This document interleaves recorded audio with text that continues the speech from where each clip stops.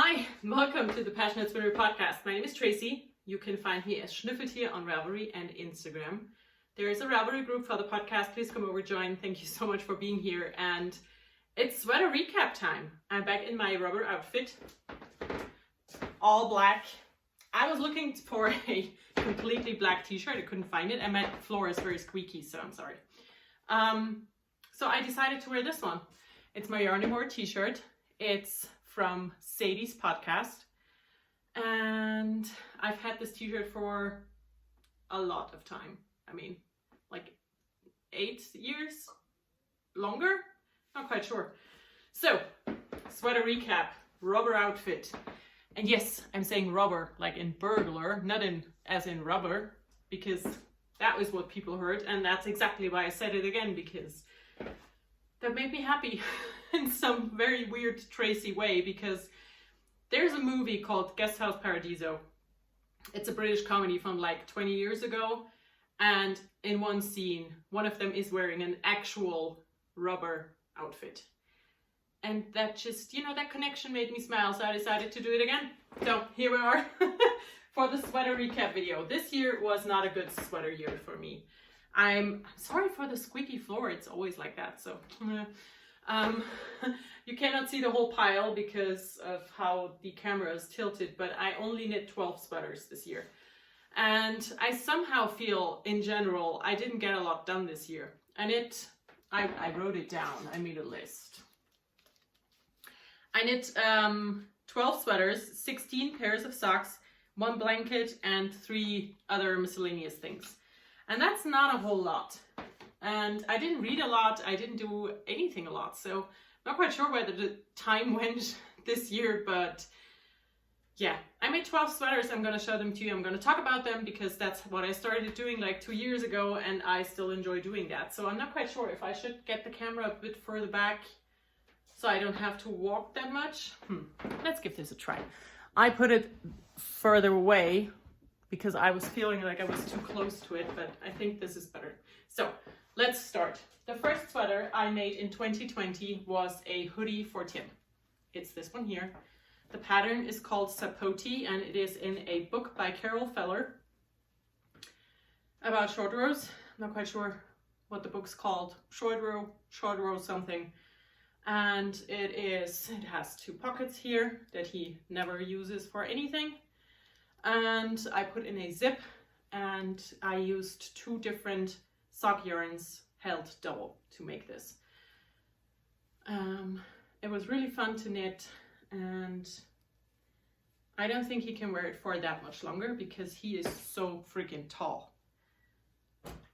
So the next thing I made, I'm gonna put on. You remember this, right? I put everything on. It's gonna take a while. So next thing I made was my dress, and this is my favorite make of the year. And I started a second one. I want to make like 1 million of these because this is so comfortable and so nice to wear. It's secret pajamas. You're not going to be able to see the whole thing, can you? No, it's blue at the bottom. I used tweed sock yarn from Ätherische Öle, who is a German hand dyer. She used to have her shop on Davanda. Now she's on Etsy, I think. It's asymmetrical at the hem, the dress. Yeah, I just love this thing. I used 5 skeins. Almost 5 skeins. And they were all different colors, as you can see, because that's why I faded it. I'm going to show you the sleeves so you can see all of the colors. So yeah, I faded them into each other. I have no idea how I did it. I just did something and tried to repeat it for the other sleeve and the remaining sweater. So yeah, what I did for the dress, I separated body and sleeves, and then I knit the sleeves first, which I normally do not do. But in this case, I didn't want to run out of any of the yarns for a sleeve. So I knit the sleeves first and then just put everything else into the dress. I love wearing it. I sometimes wear it with a tiny belt to make it, you know, a bit more shaped. But I love how it turned out. And it's really warm as well. So that's the first thing. And yeah, we're gonna do it like we always do. The next sweater I made for myself is a super simple summer sweater. That's a pattern by Hoodie Locatelli. And mine is definitely not a summer version because I used alpaca for this. I have these colors in it. Not sure how many of them you will be able to see once I put it on, but yeah. I used that pattern because I wanted a stripe per color and a round yoke. And I had that pattern and I've knit it before, so I decided to go for that. So this is it, my alpaca sweater. It is very long, it's almost like a tunic, and as it's alpaca, it will, you know, get longer over time. So it's all 100% alpaca. 3 of the yarns I got, or 4, how many colors do I have? 4 of the colors I got as gifts from my husband from his travels, and the other 3 I bought to make it enough for a sweater. So that's how this sweater came to be. I had the yarn, wanted to use it, realized I didn't have enough, and then got a bit more and made it work. And I love it. It's the only problem is it is so freaking warm that I can only wear it when it's like super cold out. But you know, I'm in the German Alps, it does get super cold, so it's okay. After I finished the alpaca sweater, I completely lost my knitting mojo. I didn't want to knit anything. And then Julie from Julie Knits in Paris released a pattern called the Whatever sweater. And I made 2 of those right after another. I mean, one after the other. Did I do any shaping here? I don't remember. I did. That's the front. So I held sock yarn double to make these sweaters. This is the first one. I made 3/4 length sleeves, and this is the not so tight version. And I really like these colors. I think they work out wonderful in this sweater. It's turned out really nice. It looks great with a Hollyburn skirt because the skirt ends here, you know, and then I have the sweater that just goes over the waistband, and that's it. So I'm really happy with this one. Looks exactly the same from the back. And I made these little flowery increases on the raglan. So that's Whatever sweater by Julie, version 1. And I enjoyed this so much that I made version 2 right away. And I'm really happy with them. Version 2 is the same pattern, but very different in how it turned out. So for this one, I went even more cropped. I made it shorter, I made it tighter, and I put in short sleeves. So, and it's green, as you can see. It looks like this. I love this one. I have made a matching skirt to go with it, and I think that makes for a super cute outfit, and I just love how this turned out. I also again did the flower increases, and yeah, I really like how this turned out. It's, like I said, cropped and fitted, and that is a style that I realized I actually quite like, because I think it just suits my body. You know, fitted at the top and then not so fitted at the bottom. And I just like the silhouette it gives. So that's why I made this sweater the way I made it. Okay, next up. The next sweater I finished is a sweater that has a lot of meaning for me. So I'm going to show it to you. I made the Ira Sweater by Linda Marving. It was published in a knitting magazine. No idea which one that I have. But it is also now available as a download on Ravelry, so you can get the pattern if you want to. I knit this using Soxted Rock Heavyweight in the Lucky colorway. It is a heavily cabled sweater. And I started this on the day my dad passed away. And I needed a knit that is gonna be somewhat, you know, captivating, distracting. And I knit until I reached the armholes for the front or the back. I don't remember, because this is a seamed sweater. And then I just put it away. And I only got it out this year again. So I fished it out and I finished it. And it's the same in the back. Very, very much, very heavily cabled, and I really like it. I think it's a beautiful color, and I have a super cute dress that goes perfectly with it. So I'm really happy with it. And now I can just think of my dad when I wear it and was like, yeah, I made that in his memory, basically. So that's the other green sweater. And then we go back to Julie, because Julie is awesome and I love her. And she released the Filigree Tee. And I'm not sure if I will be able to fit into it over this t-shirt, but we're gonna try. So the Filigree Tee is this super tiny t-shirt. It's made out of 100% lace weight silk. The yarn that I used is from Dye 4 yarn. As you can see, it's very see-through. And the yarn that I used for this was a gift from my friend Linda. So this is wonderful because it reminds me of Linda. It's a pattern from Julie, and it's 100% silk. So it's wonderful anyways. So yeah, this is how this one turned out. I felt it has a little tiny lace pattern down here. I fell in love with this so much that I bought 3 more skeins of lace weight silk from Dye 4 yarn to make 3 more. One in a steely gray, a pistachio green, and a blood red. So I'm gonna have more of these in my wardrobe because this is so nice to wear in summer. It's just gorgeous, and it weighs nothing. I had a 100-gram skein and I still had like 15 grams left in the end. So I could have made a larger, one size larger, and still would have been able to use 1 skein of yarn. So if you're looking for something to make that is on a budget, this is good. The next sweater I made was a colorwork sweater, and it's the first ever all over colorwork sweater I made for myself. And it is this one. I made the Festive Doodle by Caitlin Hunter, and for this I used Regia tweed sock yarn in 5 different colors. The pattern calls for 4 colors.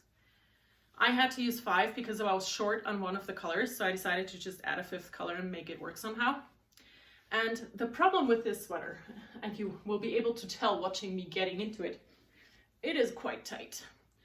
I made a larger size than I should have made. And, you know, once it's on, it's not too bad, you know, it's not restricting or anything, but I would have liked this to be a bit looser, especially in the arms. I made the arms larger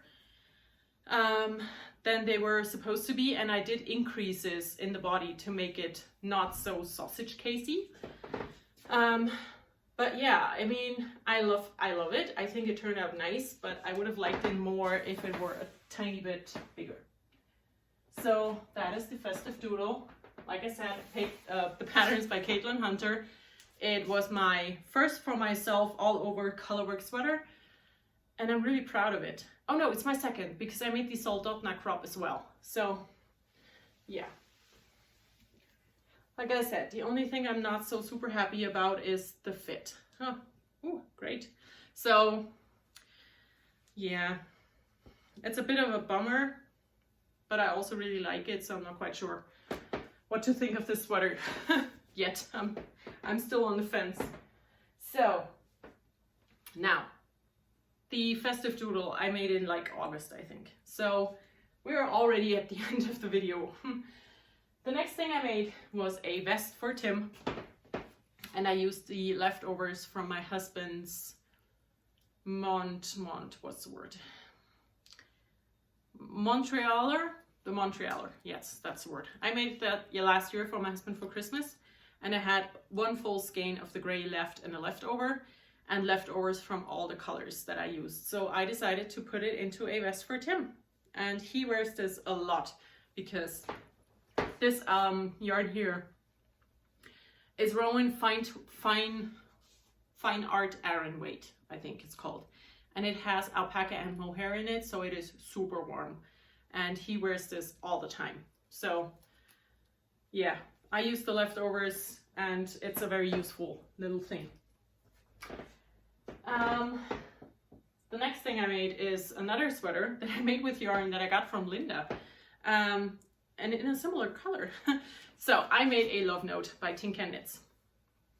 I had received 2 beautiful skeins of a merino silk yarn from Linda from Northbound Knitting in her Metallurgy colorway that is very popular. Oh my god, is this warm. And I love that yarn. So I had 2 skeins and I didn't know what to do with it, and I had different ideas, and then I decided to make a love note. So I got this cognac-y colored mohair to go with it. And I mean, I love how this turned out. I definitely want to make another love note.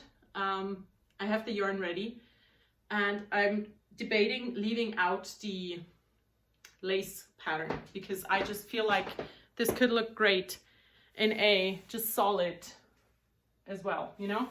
And the yarn I have chosen for the second version is another fuzzy yarn that it's not a mohair, it's a cashmere, which is very nice.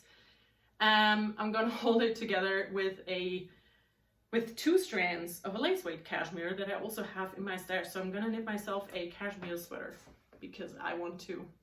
This weighs nothing. I had 2 skeins of the sock. It's a fingering weight yarn. I had 2 skeins of it, and I have a half skein left. So I used 150 grams of the sock yarn, and I think 3.5 skeins of the mohair. So this weighs close to nothing, but it is so warm, so freaking warm. It's one of my favorite things I made this year. So, but it is a melting sweater. You know, you melt when you wear it because it's mohair. Mohair is just warm. So after I had finished that, I made another sweater for Tim. And this, I think, is my proudest make. It's not my favorite, but I'm really proud of how it turned out. So I made Tim this sweater. It's called Foot Foot. It is a free pattern on the Filcolana website, which is a Danish yarn company. And the designer is Lykke Fanten. That's her Instagram and Ravelry. I don't remember the name, but this is the pattern. I used stash yarn and leftovers to make this, so I didn't buy anything, and I think it turned out wonderful. I did some embroidery on it to make it even, you know, look even better. Tim insisted on me putting the little coal in the little coal cart, and yeah, I mean, it's his. It turned out quite big, as you can see. That is not for a 5-year-old, so he hasn't worn it yet, but he wants to wear it tonight for New Year's Eve. So we will see if that's gonna happen. And then there was a very long break where I didn't knit anything and didn't finish anything because I just didn't want to. I didn't feel like knitting for so much of the time this year. It's weird. But then I made this. I had spun up 3 braids of fiber from Three Waters Farm and plied them into a bulky, like a really bulky weight 3-ply. And I had that in my Etsy shop for a while, but no one really wanted it. So I decided, you know what, it's ridiculous. I'm gonna have to use this. So I got this, the yarn. I didn't wind it with the skein winder. I just wound it by hand. And I got an 8mm circular and decided to make myself a vest. And I did. I started it on one day. I knit it top down. I had no pattern. I did all of the edges with an attached I-cord, so I didn't have to do any finishing work. And I eyeballed the whole thing. I didn't do any math, no gauge swatch. I just went for it and was super lucky that it worked out well. So yeah, this is the vest that I made for myself. It is really nice in the back. You can see the beautiful hand spun better. And I have a beautiful dress that can double as a blouse when you wear a skirt over it. And I wore it with that. And yeah, it just turned out really nice. The only thing that kind of bugs me is this stripe here, where, you know, I put it together. But I really don't mind all that much. I think this turned out really nice, especially considering that I did not have a pattern, you know. I just cast on, I didn't rip out a single stitch. It just happened and worked and was wonderful. So I'm quite happy with that. And that is it. That was my last sweater. There will not be another one this year because this year is almost over, thankfully. Although I'm honestly not quite sure if next year is going to be better. So I'm going to have to, sorry, but I'm going to have to do this a bit, turn it a bit up so you can see my actual face. There we go. And here, now. Okay, so that's the sweaters. It's only 12 this year. I know the first video I made was an hour long and I had like 26, but I managed 12, which is fine. I'm gonna start some new sweaters today and tomorrow for my New Year's Eve and New Year's Day cast-ons. And I'm not sure what's gonna happen next year. We'll just have to wait and see. I really hope that I will be able to make some more sweaters and to build my wardrobe up, but if not, you know, if not, that's the words. Okay, so that is it for me for this year. I hope you all have a wonderful 2021. I'm glad this year is over. I'm not gonna say that 2021 will be perfect because it won't. Let's be realistic, it's gonna start shitty, but I hope it will end better. So I'm hopeful. What else can I do? Now, I hope you all have a wonderful time. I talk to you next year. Oh, and the next VKN is on Saturday, the 2nd of January, 9 p.m. GMT+1. I hope to see you there. Until then, bye.